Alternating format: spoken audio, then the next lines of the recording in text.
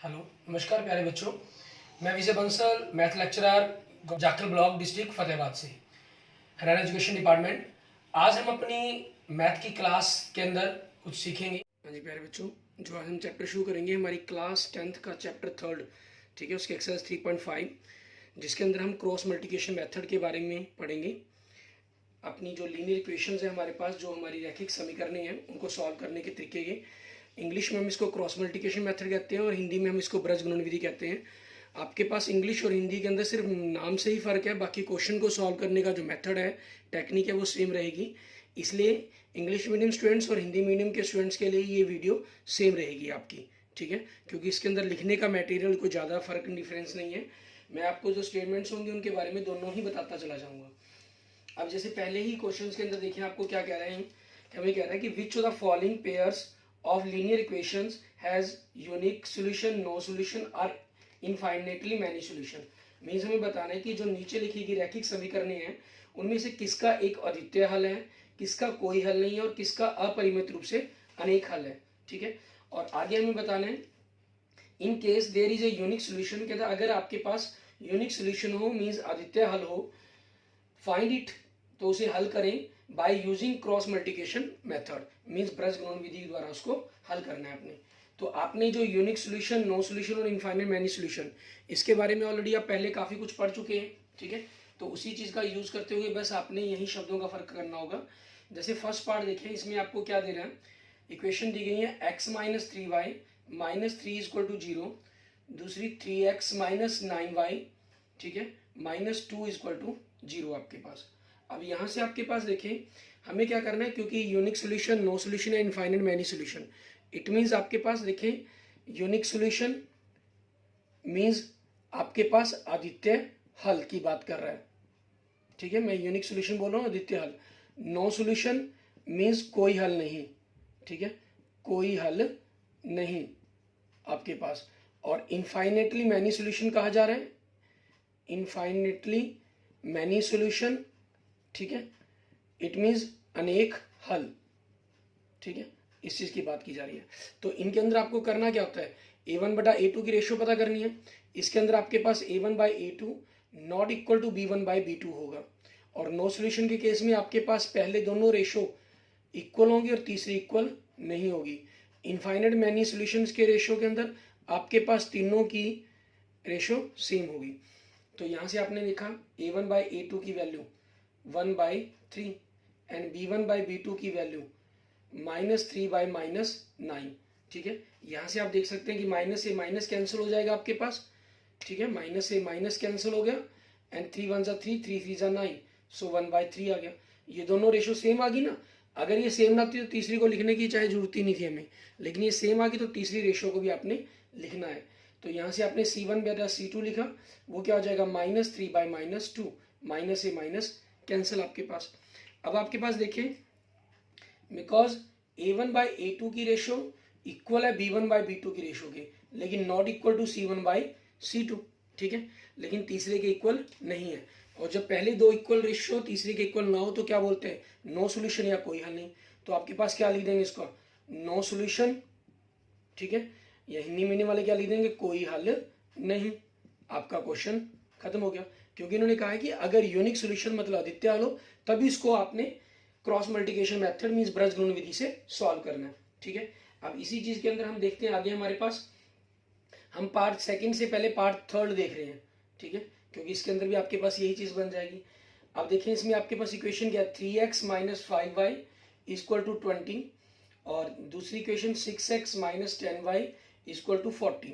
आपने a1/a2 की ratio करेंगे 3/6, सिंपलेस्ट क्या हो जाएगा 1/2 एंड b1/b2 आपके पास -5/-10, माइनस से माइनस कैंसिल, 5 1 5, 5 2 10 आपके पास ही आ गया एंड C1/C2 आपके पास 20/40।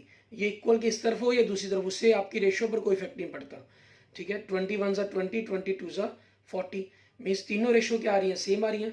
अब देखिए क्योंकि a1/a2, b1/b2 एंड C1/C2 तीनों इक्वल्स हैं आपके पास, और जब तीनों इक्वल्स हैं तो क्या होगा, इनफाइनाइट मैनी सॉल्यूशंस। क्यों लिखेंगे, इनफाइनाइटली मैनी सॉल्यूशन, ठीक है, मीन्स हिंदी जो स्टूडेंट्स होंगे वो क्या लिख देंगे इसके अंदर आपके पास, अनेक हल है, ठीक है, अनेक हल है। आपके पास आपका क्वेश्चन कंप्लीट हो गया। अब जो सेकंड और फोर्थ पार्ट है, ठीक है, इसके अंदर आपके पास यूनिक सॉल्यूशन बनेगा, मींस पहले दोनों रेशो आपस में इक्वल नहीं होंगी, उस चीज़ के कारण उसको हमने क्रॉस मल्टीप्लिकेशन मेथड ब्रजगुणन विधि से हल करना होगा। क्रॉस मल्टीप्लिकेशन मेथड या ब्रजगुणन विधि क्या होती है उसके बारे में हम आगे बात करेंगे, ठीक है। अभी तक हम अपने सिलेबस के अंदर 3 मेथड पढ़ चुके हैं, चौथा मेथड हम ये स्टार्ट कर रहे हैं। हम जो मेथड अभी तक पढ़ चुके हैं, पहला मेथड आपके पास कौन सा था, ग्राफ मेथड, जिसके अंदर आपने ग्राफ बनाया और इक्वेशन को सॉल्व किया, ठीक है। दूसरा आपके पास क्या था, सब्स्टिट्यूशन मेथड आपका, ठीक है, सब्स्टिट्यूशंस मेथड, ठीक है। इसके अंदर आपने हिंदी में हमने इसको क्या बोला था, प्रतिस्थापन विधि, ठीक है। और तीसरा आपके पास क्या था, हमारे पास एलिमिनेशन मेथड, ठीक है। एलिमिनेशन मेथड मींस आपने इसको हिंदी में क्या बोला था, विलोपन विधि, ठीक है। और चौथा मेथड हम क्रॉस मल्टीप्लिकेशन मेथड की बात कर रहे हैं, मींस ब्रजगुणन विधि की, जिसके ऊपर हम आगे क्वेश्चन सॉल्व करेंगे आपके पास, ठीक है। आपको एग्जाम में जो भी क्वेश्चन आता है आप चाहें जिस मर्जी तरीके से सॉल्व करके आ सकते हैं। यहाँ हमने क्योंकि फिक्स था थोड़ा सा सिस्टम, हमने उसके अकॉर्डिंग चले हैं, लेकिन एग्जाम के अंदर जैसा भी आपको आएगा क्वेश्चन, ठीक है, आप अपनी चॉइस से अपने हिसाब से सॉल्व करके आ सकते हैं। अब सेकंड पार्ट की क्वेश्चंस देखते हैं हमें क्या दे रहा है ये, ठीक है, फिर उसको उसी संग से सॉल्व करेंगे आपके पास, ठीक है, क्योंकि आपके पास ये आदित्य हल के ऊपर ही क्वेश्चंस हैं, ठीक है। तो मैं आपको मतलब सिर्फ यही मैटर एक बार हम लिखा रखते हैं। और क्वेश्चन नंबर फर्स्ट के आपके पास सेकंड पार्ट के अंदर इक्वेशन देखिए, इसमें क्या दे रहा है, 2x plus y equal to 5, sorry 2x plus y 5y लिखिए, and 3x plus 2y is equal to 8, ठीक है। अच्छा, इसके अंदर हमारे पास क्या करना है, हमने आपके पास ये 5 और 8 जो कांस्टेंट टर्म्स है x और y वेरिएबल के अलावा, अगर ये इक्वल के राइट साइड की तरफ हो तो हमने अलग रूल यूज करेंगे, अगर लेफ्ट साइड की तरफ ही मीन्स इक्वल में 0 हो तो हम अलग मेथड यूज करते हैं। अब इसमें सबसे पहले तो हमें रेशियो ही पता करनी है। a1/a2 की आपने 2/3 एंड b1/b2 की रेशियो निकाली, y के कोफिशिएंट 1/2 एंड c1/c2 देखा आपने 5/8। आपने देखा पहली दोनों रेशियो ही इक्वल नहीं आ रही हैं, मीन्स a1/a2 की और b1/b2 ये आर नॉट इक्वल, मीन्स आपस में बराबर नहीं है। तो बराबर नहीं है तो आपके पास क्या होगा, यूनिक सोल्यूशन, ठीक है। सो यूनिक सोल्यूशन, ठीक है, और हिंदी मीनिंग के अंदर हम क्या लिख देंगे, ठीक है, इसलिए आदित्य हल है, ठीक है, आदित्य हल है, आपके पास ये चीज आ जाएगी, क्लियर। अब इसको हमें सॉल्व करना है, ठीक है, किससे, क्रॉस मल्टीप्लिकेशन से मेथड से। नाउ मीन्स अब हम क्या करेंगे, इसके अंदर क्या करने का तरीका क्या होता है, x y upon and 1 upon, ठीक है। अगर आपके पास ये राइट साइड की तरफ मीन्स राइट साइड की तरफ आपके पास कांस्टेंट टर्म्स हो तो इसको -1 कर लेना है, अदरवाइज हमने 1 कर लेना है इसको, ठीक है। अब उस चीज के अकॉर्डिंग आपके पास रहेगा क्या, इसको सॉल्व करने के लिए हम यूज करते हैं 2312, ठीक है, ये नंबर याद रखते हैं। मीन्स पहले सेकंड कोफिशिएंट, फिर थर्ड, फिर फर्स्ट, फिर सेकंड। अब सेकंड कोफिशिएंट पहले आपके पास यहाँ से रेशियो नहीं लिखनी होती क्योंकि ये तो काट कर लिखा गया है, हमें यहाँ से कोफिशिएंट देखने होते हैं। बाई चांस यहाँ कटे नहीं है, लेकिन कई सवालों में हो सकता है कट जाए, तो आप यहाँ से, क्योंकि कटे नहीं, किसी के अंदर नहीं कटे, तो आप यहाँ से देखकर लिख सकते हैं सीधे, चाहे सेकंड कोफिशिएंट 1 2, फिर थर्ड 5 8, फिर फर्स्ट 2 3, मीन्स यहाँ से शुरू किया, यहाँ पर रख रहे हैं, फिर आपके पास फिर वापस सेकंड, ये चीज़ होगी आपके पास। ये क्रॉस मल्टीप्लिकेशन मेथड है, और ये सबसे ज़्यादा आपको जो अगर आप करके देखेंगे, ठीक है, आपको तीनों मेथड्स में से थोड़ी सी प्रैक्टिस के साथ सबसे ज़्यादा ईजी भी लगेगा आपको। एंड नेक्स्ट देखेंगे एक्स अपॉन इक्वल टू, आपके पास अपॉन में क्या रहेगा, हम ऐसे मल्टीप्लाई कर देंगे, 1 को 8 से किया 8, माइनस 2 को 5 से किया 10, इक्वल टू वाई अपॉन 5 को 3 से किया 15, माइनस 8 2 16, एंड -1 अपॉन 2 2 4, माइनस 3 1 3, ठीक है, ये आपके पास आ गया। अब आगे क्वेश्चन को सॉल्व करते हैं हम, क्या करना है हमें, आपके पास क्या वैल्यू आई, x by -2, y upon -1 and -1 upon 1। अब आपके पास ये तीनों रेशियोज इक्वल आ गई, हमें करना क्या होगा, अब हम फर्स्ट और थर्ड को और सेकंड और थर्ड को इक्वल रखेंगे। x इज -2 इक्वल टू -1/1, ठीक है, and y upon -1 equal to -1 upon 1। Cross multiply कर लेंगे, x को 1 से करके x हो गया, -2 को -1 से करके 2, and y equal to y into one हो गया, -1 को 1 से +1। ये हमारे पास हमारे क्वेश्चन के आंसर आ गए। X equal to 2 and y equal to 1 आपके पास। ठीक है, अब इसी मेथड का यूज करते हुए हम फर्स्ट क्वेश्चन का अपना फोर्थ पार्ट देखते हैं। ठीक है, उसको हम किस ढंग से सॉल्व करेंगे आपके पास वो देखेंगे। फर्स्ट क्वेश्चन का हमारे पास फोर्थ पार्ट। ठीक है, इसमें आपके पास क्या कह रहा है, हमें कह रहा है x माइनस 3y, हमें जो इक्वेशन दी गई है -7 is equal to 0 and second 3x minus 3y -15 is equal to 0। आपने रेशियो निकालनी है a1/a2 1/3 एंड b1/b2 करेंगे -3/-3, ये आपके पास कैंसिल होकर के आ गया 1/1 एंड c1/c2 आपने -7/-15, सो ये क्या आ गया 7/15, आपके पास माइनस कैंसिल हो गया। अब देखिए पहली दोनों रेशियो आपस में इक्वल नहीं है। अब क्योंकि a1/a2 not equal two means बराबर नहीं है आपके पास b1/b2 के, तो इसलिए आपके पास क्या हो जाएगा। ठीक है, हम क्या करेंगे इसको, आपके पास जो इसके सोल्यूशन जो क्या होंगे, यूनिक सोल्यूशन। ठीक है, मीन्स हिंदी के अंदर हम क्या लिख देंगे इसको, अद्वितीय हल है आपके पास, और अद्वितीय हल है तो अब हमें सॉल्व करना है इसको। नाउ आपके पास x/y एंड क्योंकि देखें इस तरफ ये कांस्टेंट टर्म आपकी नेगेटिव राइट साइड में ना होकर लेफ्ट साइड में ही है, तो इसलिए 1/ लिख लेना है इसको हमने। ठीक है, सिर्फ यहाँ पर फर्क पड़ेगा। अब 2312 के अकॉर्डिंग, ठीक है, 2312 आपके पास सबसे पहले सेकंड कोफिशिएंट, इसमें देखिए सिंपलेस्ट फॉर्म बनी है, तो आपको या तो पहले ये वाले ध्यान रखना है, ये लिखेंगे, और नहीं फिर आप यहीं से लिखें। यहाँ से आपके पास सेकंड कोफिशिएंट क्या है, -3। ठीक है, थर्ड क्या है -7 -15, बने क्या वो नहीं, फर्स्ट क्या है 1 3, सेकंड क्या है -3 या यहीं से देख लिया करें, -3 -7 -15, फर्स्ट 1 3 फिर सेकंड -3 ठीक है, अब आपके पास आगे x/-3 को -15 से +45 आ जाएगा, माइनस बीच में सिंबल आना ही है, -3 को -7 से माइनस प्लस हो जाएगा, 21 आ गया, एंड y/-7 को -3 से -21 हो गया, -15 को 1 से -15 होगा, तो माइनस बीच में क्या हो गया, प्लस हो गया, एंड 1/-1 को 3 से -3 हो गया, -3 को -3 से -9 हो गया, तो बीच में माइनस क्या हो गया, प्लस हो गया आपके पास। ठीक है, ये चीज़ आ गई। अब इसी चीज़ के अकॉर्डिंग हम इस कंसेप्ट का यूज़ करते हुए क्या करेंगे आगे वो देखते हैं। आपके पास x/45 - 24 हो गया, एंड y/-21 + 15 -6 हो गया, एंड 1/ आपके पास -3 + 9 6 हो गया। तो अब आपने क्या करना है, फर्स्ट और थर्ड को इक्वल रखा, ठीक है, एंड सेकंड और थर्ड को इक्वल रखा, ताकि यहाँ से x और वैल्यू की इक्वल आ जाए, वैल्यू आ जाए आपके पास। ठीक है, मानने के लिए इनका क्रॉस मल्टीप्लाई कर दी, 6 को x से 6x, 24 को 1 से। ठीक है, तो x कितना होगा, 24/6 मीन्स 4 हो गया। ठीक है, एंड यहाँ से 6y -6 को 1 से -6, तो y कितना हो गया, -6/6, इट मीन्स y की वैल्यू क्या होगी, -1। ठीक है, तो आंसर आपके पास क्या बन गया, x4 एंड y -1। क्लियर, ये आपके पास आपके क्वेश्चंस के आंसर बन जाएंगे। ठीक है, आप इसमें चेक भी करना चाहे चेक भी करके देख सकते हैं, किसी को भी आप x की जगह 4 रखते हैं, ठीक है, और y की जगह -1 रखा, तो -3 × -1 + 3 हो जाएगा, 4 + 3 7 -7 0, आपके पास इक्वेशन आपकी सेटिस्फाई हो रही है। ऐसी दूसरी में रखकर देखेंगे, वो भी इक्वेशन आपकी सेटिस्फाई होगी। क्लियर, अब इसी का यूज करते हुए हम क्या करते हैं, अपने सेकंड क्वेश्चन से पहले हम क्वेश्चन नंबर 3 देखते हैं, उसके अंदर भी हमें क्रॉस मल्टीप्लिकेशन मेथड लगाने के लिए कहा गया है। ठीक है, क्वेश्चन नंबर 3 में देखिए आपको क्या कह रहा है, कहना solve the following pair of linear equations by the substitution and the cross multiplication method.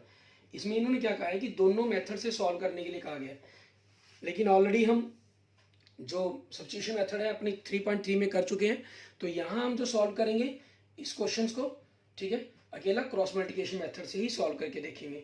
ठीक है, आपके पास देखें उससे फर्क कुछ नहीं पड़ता कभी भी, 8x + 5y = 9, सब्स्टिट्यूशन मेथड मतलब आपके पास प्रतिस्थापन विधि जो एक्सरसाइज 3.3 में किया था, क्रॉस मल्टीप्लिकेशन मतलब आपकी ब्रजगुणन विधि, हम जो लगा रहे हैं यहाँ ब्रजगुणन विधि ही लगाएंगे। आपको इक्वेशन क्या दी गई, 8x + 5y = 9, and 3x plus 2y is equal to 4 आपके पास, ठीक है। अब आपके पास आपने यहाँ इन्होंने कुछ नहीं कहा कि आप इसकी रेशियो पता करें, आप डायरेक्ट क्वेश्चन को सॉल्व कर सकते हैं, ठीक है। और ऐसा किसी क्वेश्चन को अगर आप एग्जाम में सॉल्व भी कर लेते हैं, जैसे मान लीजिए हमारे पास फर्स्ट क्वेश्चन का फर्स्ट पार्ट ही था, ठीक है, मैं आपको करके दिखाता हूँ उसको भी। अगर आपने बिना रेशियो चेक किए भी स्टार्ट कर दिए तो क्या होगा, आपको अपने पता चलेगा, क्लियर हो जाएगा। यहाँ देखेंगे, ठीक है, आपके पास x upon y upon and -1 upon, यहाँ आप लिखना चाहें तो लिख सकते हैं एक चीज़, ठीक है, बाय क्रॉस मल्टीप्लिकेशन मेथड, ठीक है, बाय क्रॉस मल्टीप्लिकेशन मेथड, ठीक है, मीन्स हिंदी के अंदर आप लिख देंगे ब्रज गुणन विधि द्वारा, ठीक है, ब्रज गुणन विधि द्वारा। अब आपके पास x upon y upon and -1 upon, ये चीज़ है। तो यहाँ से आपके पास देखें, हमने 2 3 1 2 कर रहे हैं, पहले सेकंड कोफिशिएंट 5 2 आपके पास, ठीक है, उसके बाद आपने थर्ड कोफिशिएंट लिखनी है, ठीक है, और आपके पास थर्ड कोफिशिएंट क्या है, 5 2 के बाद 9 4 हो गए, और फर्स्ट 8 3 एंड फिर वापस अगेन 5 2। तो x अपॉन 5 2 ज़ा 5 4 ज़ा 20 -2 9 ज़ा 18 एंड y अपॉन 9 3 ज़ा 27 -4 8 ज़ा 32 एंड -1 ज़ा 8 2 ज़ा 16 5 3 ज़ा 15। तो आपके पास x upon 2 and y upon -5 and -1 upon 1, आपके पास ये वैल्यूज आ गई। तो अब यहाँ से आपके पास इनको अगर सॉल्व करेंगे आगे, x upon 2 is equal to first और थर्ड को इक्वल रखा -1/1 एंड सेकंड और थर्ड को इक्वल रखा y upon -5 and -1 upon 1, cross किया x is equal to 1 and 2 को -1 से -2 एंड y को 1 से y, -5 को 1 -1 से 5, ठीक है। ये आपके पास आपके क्वेश्चंस के आंसर बन जाएंगे। आप चेक करना चाहें, 8 2 ज़ा 16 प्लस 5 5 ज़ा 25, -16 प्लस 25 9 बनेगा, 3 2 ज़ा -6 5 से 5 2 ज़ा 10 -6 प्लस 10 आपके पास 4 बनेगा। अब जैसे मैंने आपको कहा कि अगर आप बिना रेशियो चेक किए भी क्वेश्चंस को सॉल्व करते हैं, बिना अनुपात चेक किए, ठीक है, मान लीजिए आप फर्स्ट क्वेश्चन के फर्स्ट पार्ट को ही करने लग जाते हैं। अब आपके पास यहाँ से क्लियर है, हमने जो किया था 3x - 9y -2 is equal to 0। तो यहाँ से अगर आप देखेंगे x upon y upon -1 upon, sorry क्योंकि इस तरफ है तो 1 अपॉन आ जाएगा, दूसरे कोफिशिएंट, फिर तीसरे, फिर पहले, ठीक है, फिर आपके पास वापस दूसरे। तो यहाँ से x अपॉन -3 को -2 से +6 हो गया, -9 को 3 से 27 हो गया एंड y अपॉन -9 हो गया, +2 हो जाएगा एंड 1 अपॉन आपके पास -9 और 3 को -9 से +9 हो जाएगा, मीन्स x अपॉन क्या आ गया आपके पास -21, y अपॉन -7 एंड 1 अपॉन 0 आ गया।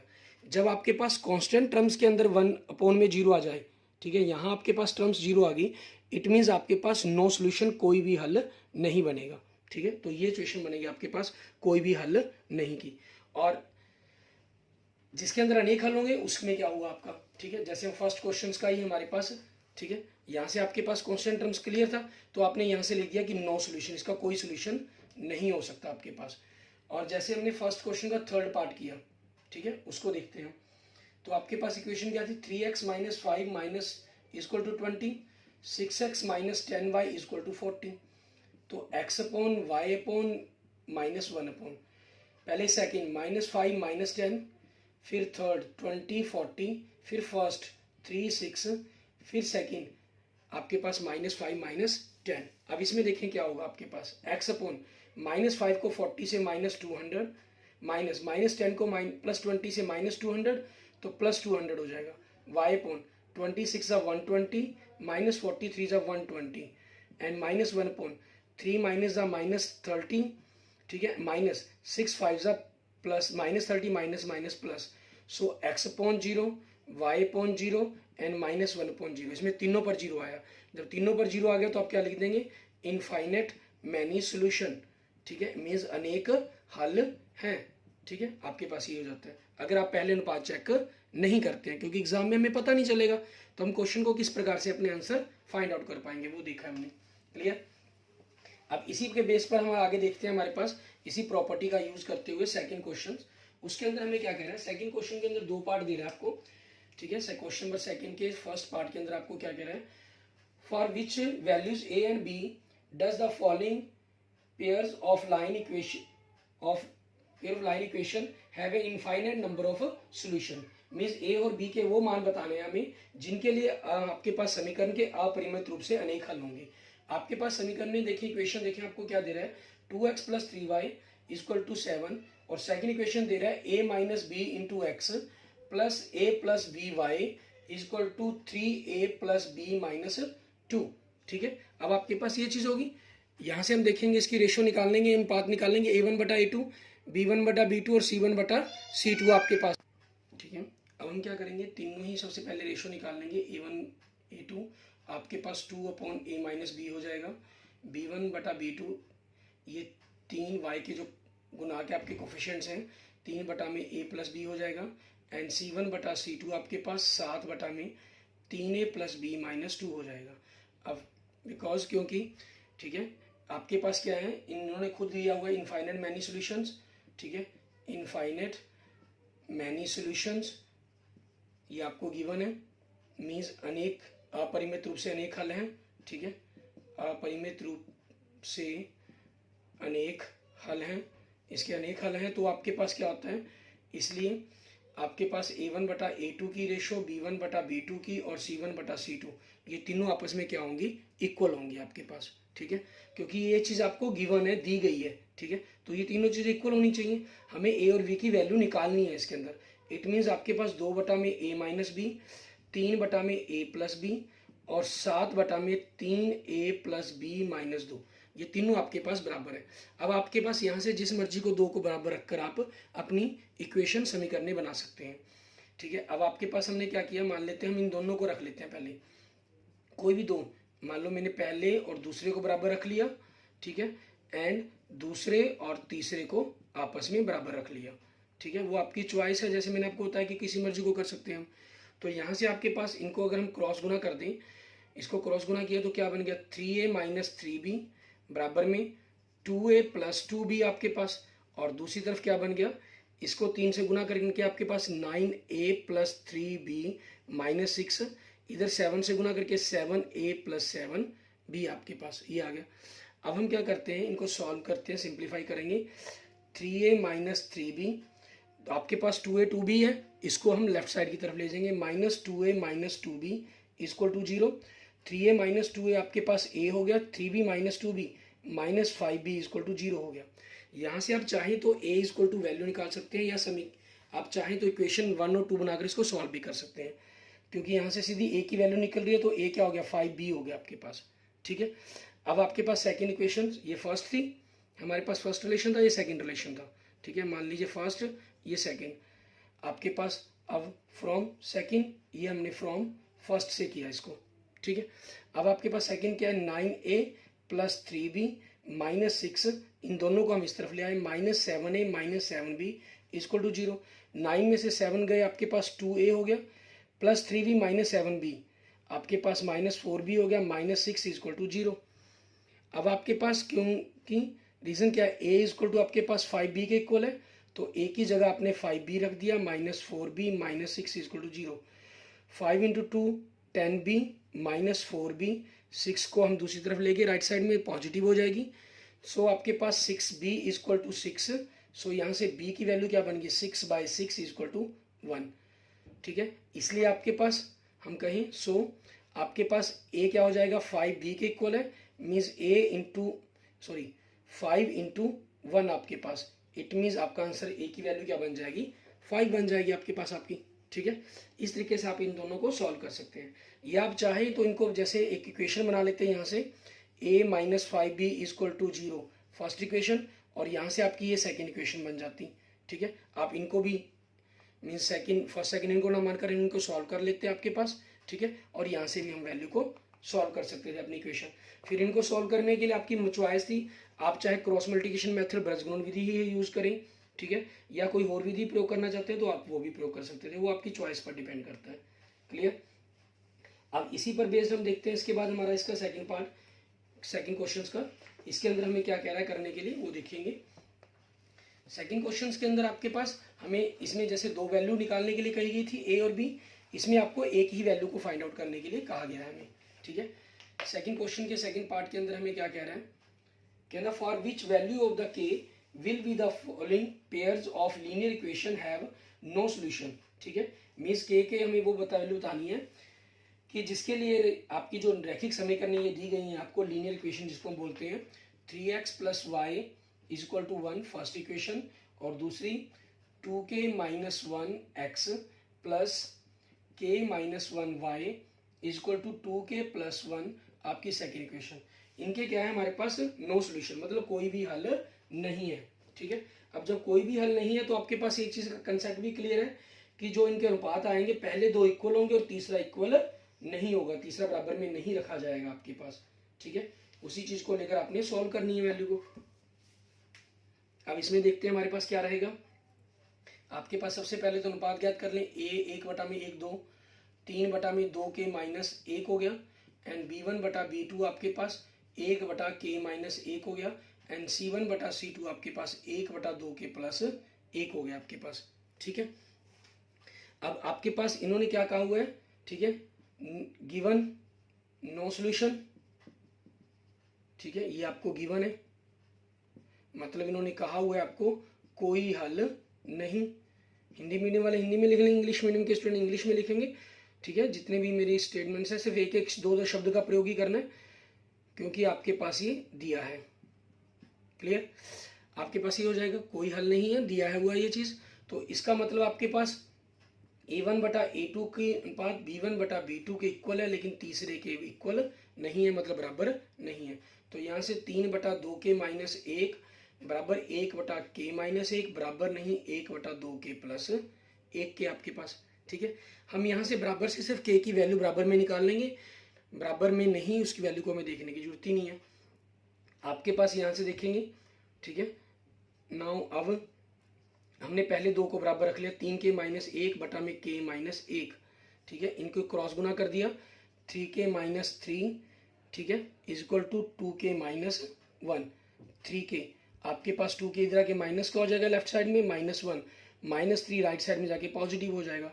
सो k की वैल्यू क्या आ जाएगी आपके पास 2 आ जाएगी, ठीक है। मतलब ये आपका आंसर हो गया कि k की वैल्यू 2 के लिए ये रिलेशन आपका पॉसिबल हो सकता है, क्योंकि अगर k 2 रखेंगे आप इसके अंदर देखें, 2 2 = 4 -1 मीन्स 3/3 1 आ जाएगा, 2 - 1 1/1 आ जाएगा, और यहाँ 2 × 2 + 4 + 1 1/5 बनेगा, जो आपके पास पॉसिबल नहीं है, इक्वल होगा आपके पास।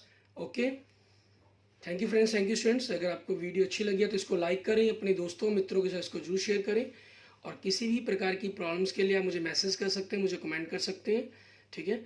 और अगर आपने अभी तक मेरा यूट्यूब चैनल विजय जाखल बंसल मैथ को नहीं सब्सक्राइब किया है तो मेरे यूट्यूब चैनल विजय जाखल बंसल मैथ को जरूर सब्सक्राइब करें। Okay, thank you friends, thank you students.